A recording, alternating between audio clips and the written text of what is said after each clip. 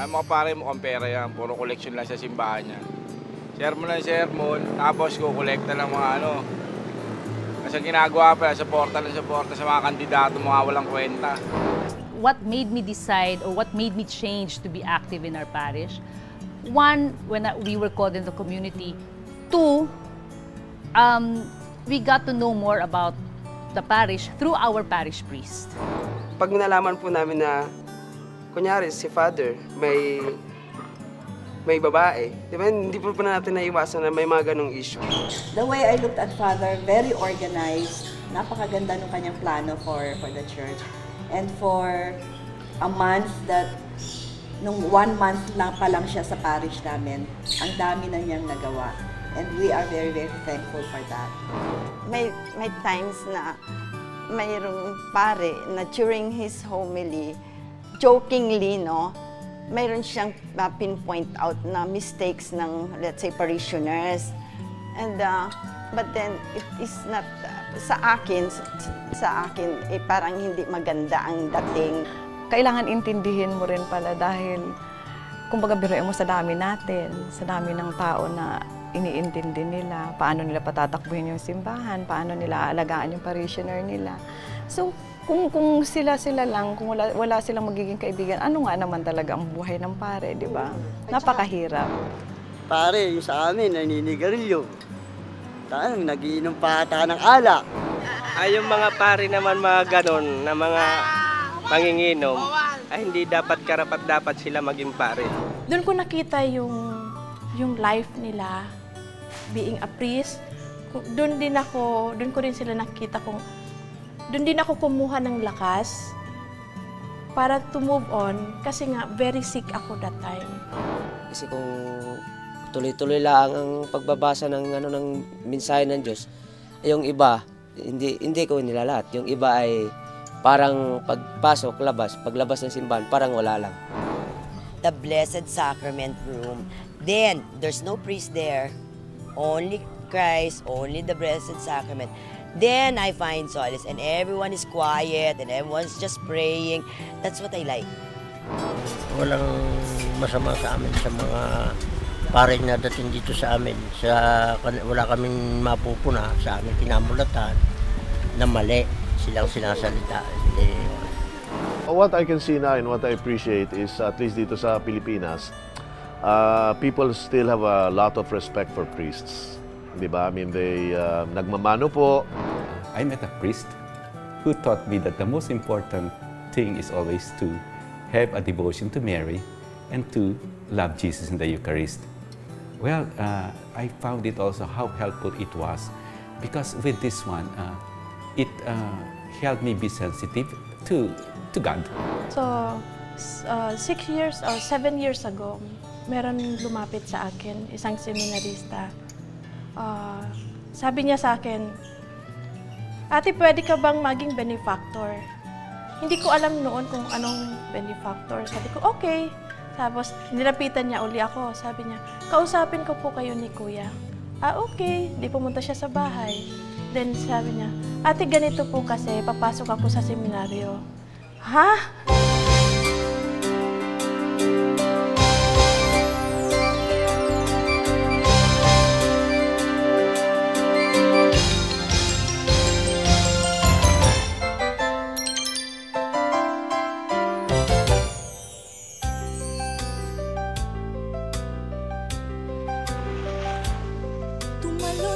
Sabi nila yung tawag ay hindi mo maririnig, hindi siya darating as a phone call, hindi siya darating as a text message nor an email.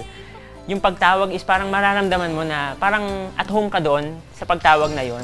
Parang you're longing for something. Nag-decide ako sumama doon sa parish priest ko kasi that time magkakaroon ng reshuffling ng mga parish priest. Tapos I was supposed to study sa UP Rural High School sa Laguna. Tapos yung ginawa ko dun sa entrance examination, talagang binagsak ko. Kasi sabi ko at that time, pagpasado ako doon ako pag-aaralin ni Mami.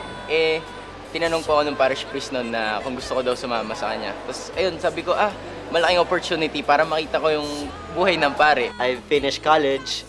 Yun nga, my parents are economically unprepared, my family. Actually, when I thought at first it would be a bed of roses when I decided to enter the seminary, but after all, I realized hindi pala ganun talaga kadali. When you decided to really follow God, pinakamahirap na sinubukan ko yung suwayin ko yung parents ko na hindi magtrabaho para sa kanila. Kasi actually nag-apply ako, wala sa isip ko yung magpare. Sagot-sagot lang. Tapos yung kapitbahay ko, kasama ko, siya talaga yung porsigidong gusto maging pare. Tapos yung nagulat lang ako yung pumasa. Hindi siya pumasa. Kasi nung time na nag-decide po ako na talagang sasama ko sa parish priest ko, may girlfriend po ako nun. Tapos mga teachers ko, advisors ko, talagang napunta sa bahay. Pinipilit ako na wag ko daw iwan si mami, ganun. Tapos sabi ko parang against the world ako. Tapos yung mga lola ko, lolo, ayaw din. Kasi nga, lalaki daw po ako, nasaan daw apelido, ganun. Kasi yung pagtawag ni God, para sa akin, hindi mo siya bilang supernatural na makakita ka ng signs or marinig mo yung salita ng Diyos. But yung pagtawag siguro ni God is nararamdaman. Ikaw ba, sasagutin mo ba yung tumatawag sa'yo o di-disregard mo yung call? O sasagutin mo, tapos sasabihin mo, mamaya ka na lang tumawag? O sasagutin mo, sasabihin mo, ayaw kitang kausapin? O sasagutin mo kasi gusto mo siyang kausapin? Being a priest is not a work or a job, it's a calling. Pero naniniwala po ako na this calling is a continuous calling.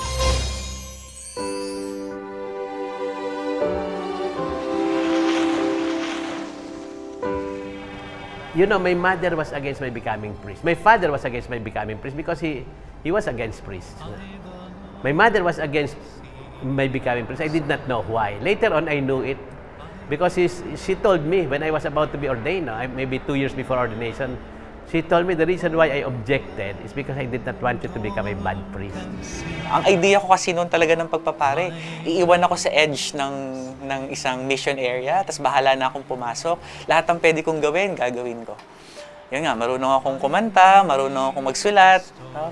Marunong akong gumawa ng mga bagay na tingin ko makakatulong nga sa... Pero yun nga, nung tinitignan ko na lang as I look back, no? Pero nung time na yon hindi siya ganun ka-clear. Basta ang alam ko lang, tinawag ako.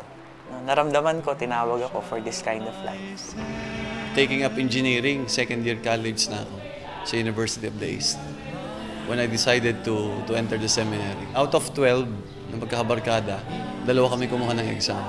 Nadala lang ako kasi yung mga kabarkada ko mga mahilig sa basketball.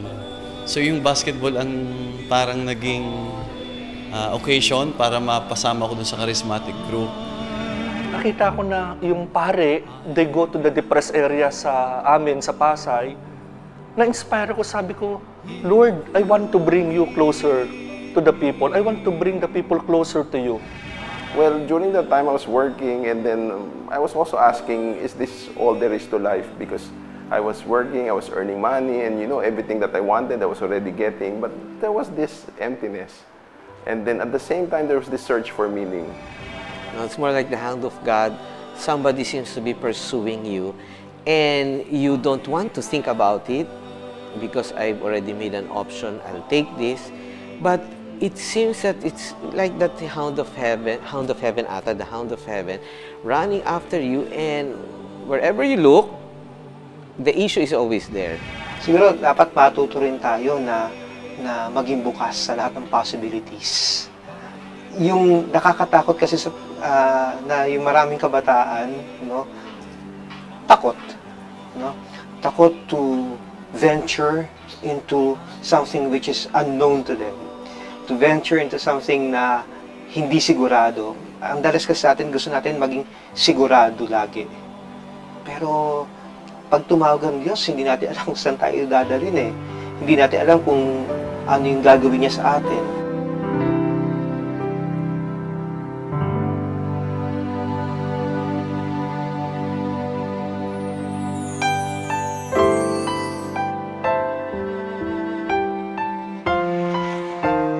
Ayun, naghatid ko siya dito.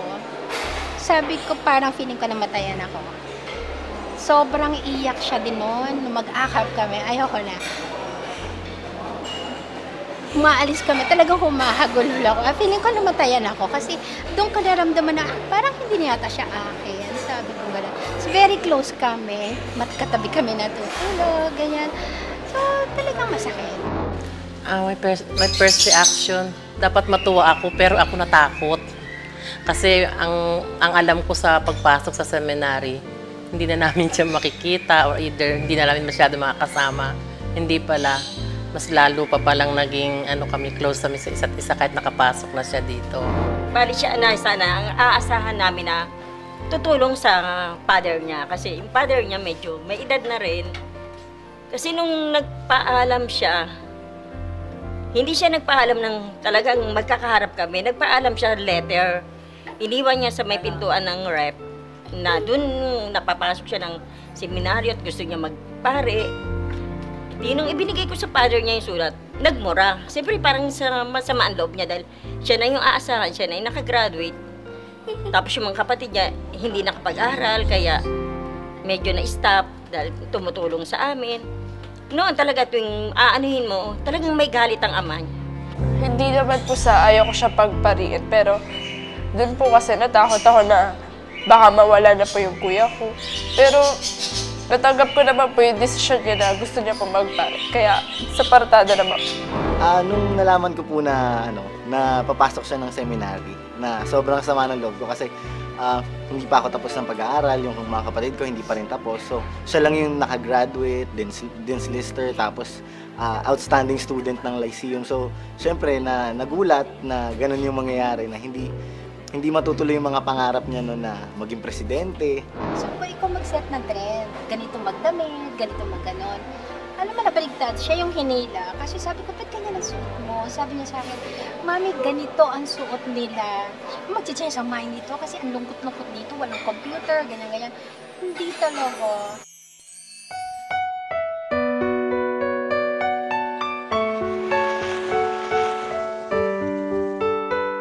Yung first week namin, dun sa formation year, first year namin, yung buong first week namin, every night, sa kama niya, iyak siya ng iyak, whole night. Na talagang nandun yung homesickness, yung longing mo for your family, your friends, na talagang pagdating doon, you're all alone inside a new community, wala ka pang friends. I'm a bit nervous. There are fears and doubts in my heart. I even ask myself, can I do this? Can I face this kind of life? Una sa isip ko, dasal, kain, tulog lang. Pero hindi pala. Yung buhay sa seminaryo masaya. Kasi madami kang kaibigan. Dito madedevelop yung brotherhood sa bawat isa.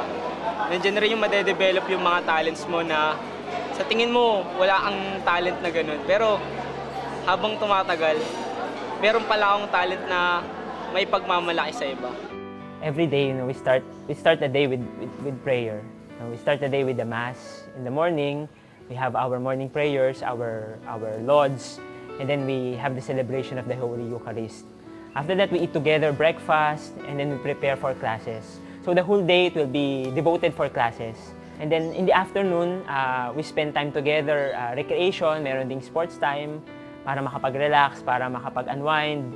And then in the evening, pagdating ng 6 o'clock, and we have our common study period in preparation for the classes the following day. So sama-sama kami nag-aaral, and then sama-sama din kaming magdarasal ulit ng aming evening prayer, and then we eat supper also with one another as a community, and we end the day with a night prayer.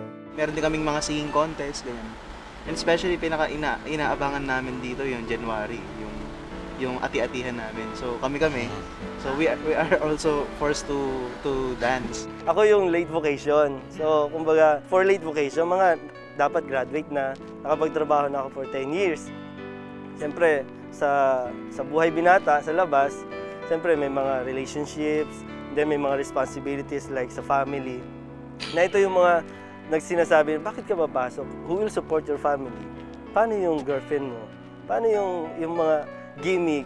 Paano yung mga, iba yung buhay sa labas eh. So, ito yung mga parang naghahad lang o mga pumipigil na huwag kang pumasok kasi iba yung buhay sa loob. Magugulo ka talaga na ang Diyos ba talaga o si Lord ba talaga o yung lifestyle mo sa labas o yung mga responsibilities mo, which is which. Ang turo sa amin sa seminaryo is wag mong talikuran yung desires. You accept your desires. Yung mga yan, naturally kasi dumadating yan. Kasi once na you repress it, once na talagang hindi mo siya tinanggap as talagang it's part of you, then lalong nagkakaroon ng problema, lalong nagkakaroon ng struggle. Nandun yung lalo kang mag-iinit, lalo kang magagalit sa sarili mo, why you're here, why you cannot do this, why you cannot do that, why you cannot have this, why you cannot have that. There are human formation seminars which help us especially to process yung mga human struggles namin, yung mga challenges na yan na dumadating, and you're being prepared to the real ministry, to being a chaste, sabi nga nila, celibate lover. You are called to be a celibate lover for God. We learn how to sacrifice. We learn how to sacrifice for the sake of serving others, for the sake of following Christ. Yung nag-sustain sa akin dito, although it is hard, siguro yung mga happy moments namin, like mga namimiss ko dito sa seminary, pag alumni homecoming, nakikita mo yung mga pari namin. Yung bang tumatagal ka sa seminaryo, Panginoon, para ba dito talaga ako o hindi? Na talaga doon ka mapapadasal. At yung sa pagdarasal mong yun, talagang luluha ka, tiyak. At dahil doon, malalaman mo, parang bandang huli, tigil mo ng emote. Parang ganun, wala namang camera. At dahil doon, sasabihin mo, bukas uli. Ayan, bukas uli. Siguro, tama na muna yun. I saw the many struggles of my brothers. Talagang nandun yung struggles mo na some even have their girlfriends. Talaga, patago, or talagang hirap sila to let go. Hirap sila to leave, especially mga special someone sila, na talagang minsan iniisip nila every time na parang lagi silang nakikling doon na hindi nila maiwan-iwanan.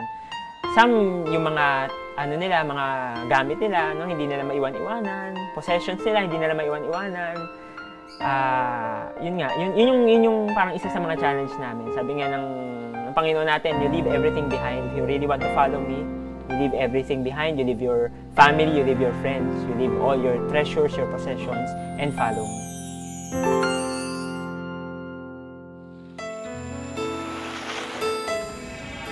I was a little bit philosophical when I started my vocation, so I was expecting a hard life.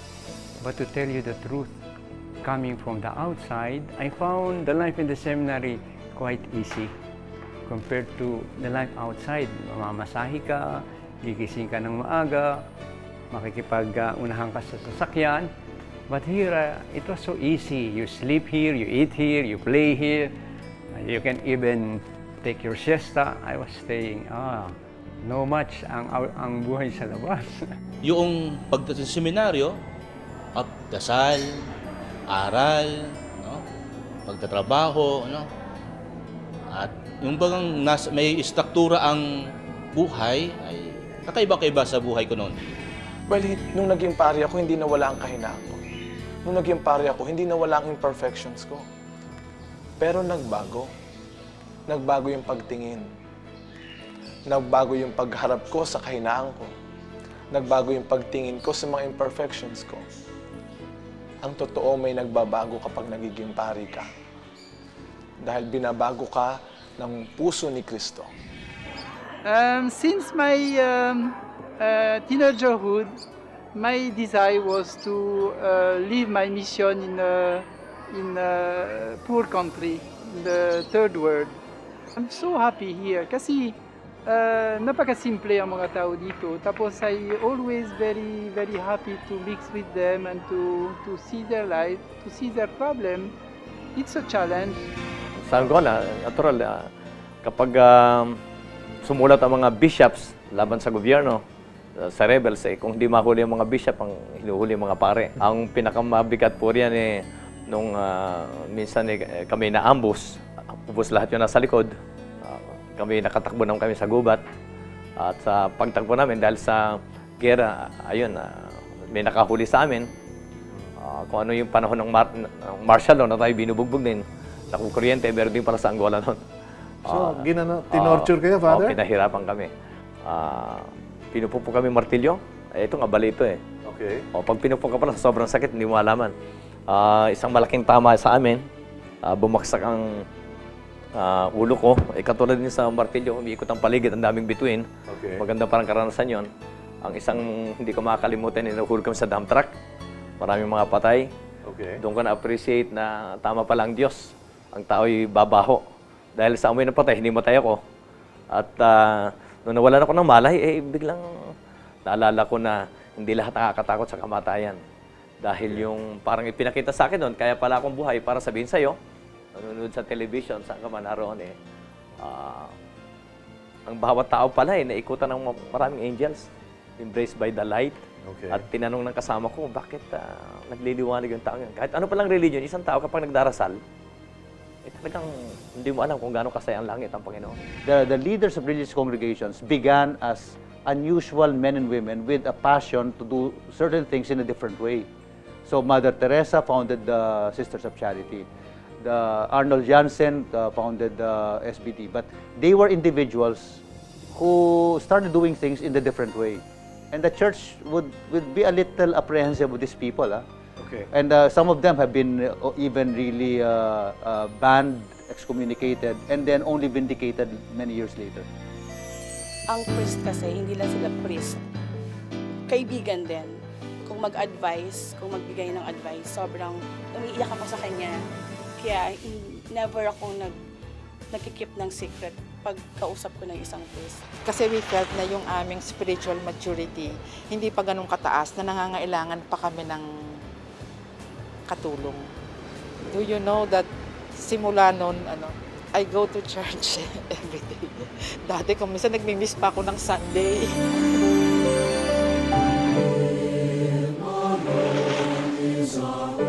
Meron man nadadapa, nagkukulang, ilan lang yan na sa atin. Mas marami pa rin yung mga paring tapat sa pagpapare, naglilingkod talaga, nagsasakripisyo para sa simbahan, sa Diyos, sa mga tao. Napakaraming kang masasayang pag tinalikuran ng pagkapare. Yung paggalang ng mga tao, yung pagpapahalaga sa iyo sapagkat ikaw ay pare, napakalaking biyaya nun Kaya dapat lamang ay ang pare ay laging nagpapasalamat sa gift of priesthood. Pero I cannot naman blame you for expecting so much from us. Totoo yun.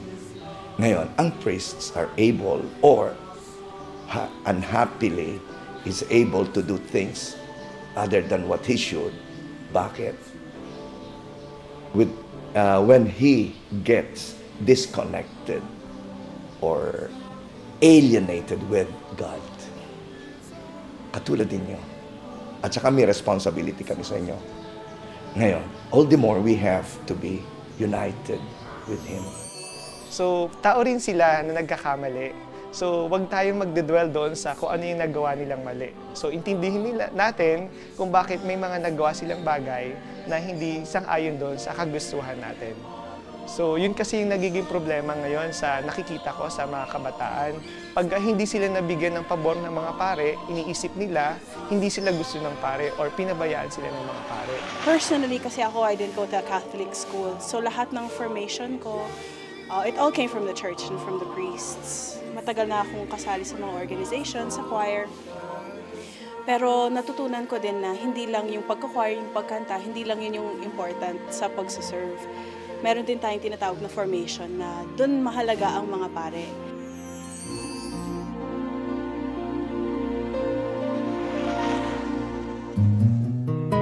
It is when you are able to live for others, like Christ. So I challenge them, will your life be meaningful? Will you leave traces of blood, others' blood, or will you leave memories that will tell them, he lived well? The challenge that I also received from a charism that I learned, be the first to love, never be the second. Always be the first to love. Because when you love, God will manifest Himself to you. Then, that's the time He will manifest His loving will. But it is not supposed to be a question of, are you calling me to the priesthood? No. The challenge is, can I love? Because when you become a priest, or when you have chosen priesthood, your heart must be big enough to embrace everybody. What will make your life meaningful? I think the church will benefit a lot if people who are different and unique would say, I'm going to follow Jesus in this unique way. I'm not afraid. At the end, you know, we cannot decide for the seminarian himself, but we would just probably pinpoint the many options that he has. At the end, it's supposed to be his decision. He has to claim that decision.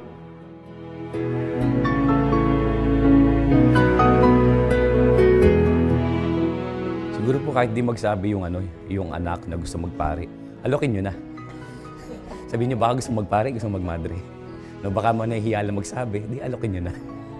Hindi talaga hadlang yung walang isusupport yung parents mo o ano. Mag-approach lang sila ng kahit na sino, i-pray nila dahil meron at meron sa akin lang tutulong.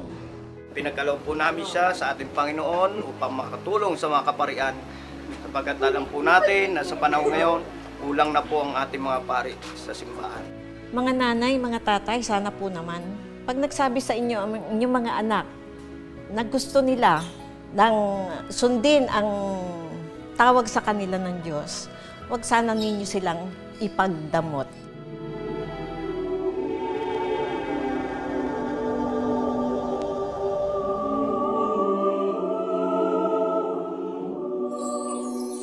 The greatest sign of the priesthood, when you believe that it is all owed to God, is that you serve. No? The priest, as a young priest, you have already a captive audience. No? Don't think that it's all because of you. Yeah, it's because of someone whom you represent. No? And we are mere servants. No? St. Paul would say, when you have accomplished everything, consider yourself still useless servants. At the same time, we are soldiers. Why? Because they gave us a work to do, not only to serve, but to defend. And who is it we defend? Like a shepherd, his flock. His flock. And a good shepherd gives himself, his life, for the flock.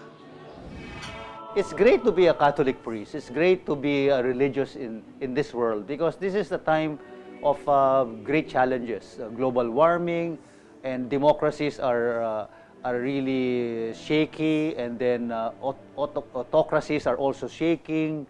Joining the Catholic vocation, specifically joining the Catholic priesthood, no? Para sa akin, this is the most meaningful kind of life. No? Kasi kapag pumasok ka sa buhay pagpapare, no? Every day becomes a day of selfless giving. Every day becomes a day of serving the people and then serving God. No? So if you want to live a meaningful life, no, there is no other life, no, that I can think of, no, but joining the Catholic priesthood. Sabi ko, I thought I know everything now about the priesthood. No, it's not true. I get to learn more and more about the priesthood, and I love it. Parang konti pa lang, patikim lang ang priesthood sa akin at my age. And I hope I could be like Pope John XXIII, who could say and define that the priesthood is a gift and a mystery. A vocation cannot be destroyed if it's planted by God Himself. No matter who tries to crush that seed of vocation, that seed will grow. So welcome. Don't be afraid. That seed is growing in you right now. Come and follow us. Come and follow Jesus. Grabe talaga. Hindi ko akalain ito ang priesthood. I just got into it, ha. Wala naman akong alam nung araw, eh. Wala akong alam. Ano ba itong pari? Sige, pari lang ako. Sabi sa akin ng father ko, hindi ka makakapag-asawa. Sabi ko, so what? Not knowing how it will be, ano? Pero I'm happy. I'm happy. I got into this, and I'm happy to get into it again if given another chance. Ang sarap, ang ganda. They don't know that I come running home when I fall down. They don't know who picks me up when no one is around.